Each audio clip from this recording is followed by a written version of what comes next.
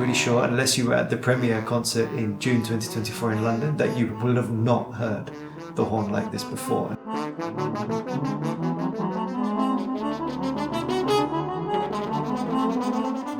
I'm particularly excited about this concert in November because it brings together so many elements that are really dear to me. The first thing, to be back here in the Pied Boulezard. I grew up here, my musical training was in the building next door. And to bring this program of horn and electronics, I think wouldn't be possible unless I had gone through the 4 years of studies here, because this place is an extremely open place that encourages curiosity and kind of bilateral thinking, and my appetite for contemporary music really was wet in these four walls. What I'm trying to do with the horn is introduce it to the public in a way that is not common. Everybody loves the horn. Robert Schumann called it the soul of the orchestra.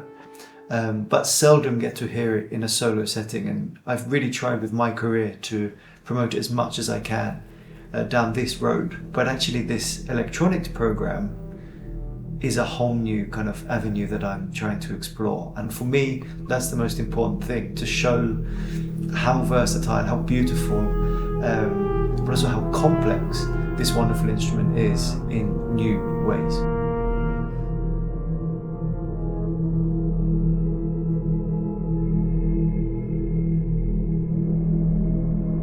The catalyst really was Hildegard Westerkamp's Fantasy for Horns 2, which is a piece written in the 1970s which did exist for horn and tape. One of the biggest challenges I faced with this program when I decided that horn and electronics is something that I wanted to do is that no music existed. When I conceived this idea, contrary to when I'm commissioning a concerto or chamber music piece, it wasn't enough just to have one work. I knew I needed simple quantity so that I could put on a concert. But also I'm allergic to getting involved too heavily in the compositional process. So it was a big leap of faith from my side, I suppose, to just say to the composers, horn and electronics, let's see what you come up with. And I couldn't be more grateful actually that the pieces are so distinct, so different from one another, but work so well.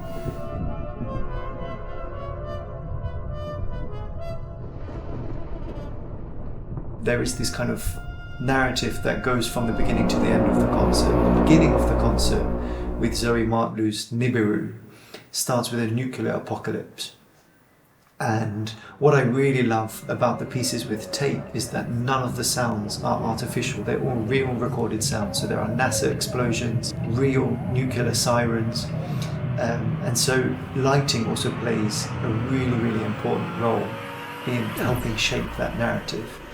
In two of the pieces, the lights are ingrained in the material. So for example, at some points I'll be playing in total darkness, which gives an even more kind of lontano feel or a distance feel to what's going on. And at other times, for example, in the second piece by Alex Groves, the idea of the work is to have a sonic sunrise over 10 minutes. So it's going to start in complete darkness. And by the end, this entire space will be about as bright as we can make it with this kind of orange yellowy glow. So the idea is that the light is intrinsically linked with what the musical material is trying to achieve. The technology that we have now in terms of what the live electronics can do is extraordinary. So you'll see me on stage. It will just be me and my horn in the middle of that space there. But after a certain point, due to the surround sound, due to the effects which are available, whether that's reverb, whether that's distortion, looping, delays, the eyes and the ears start to deceive one another.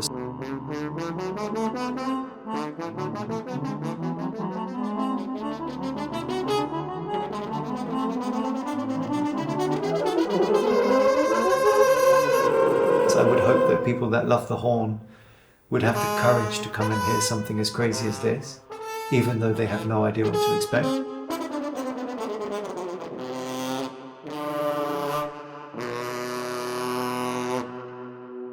And I'm, needless to say, so grateful to the Boulezard for giving me this opportunity, because it's also, a kind of putt in the dark for a promoter. But I really think that it's going to be a wonderful evening.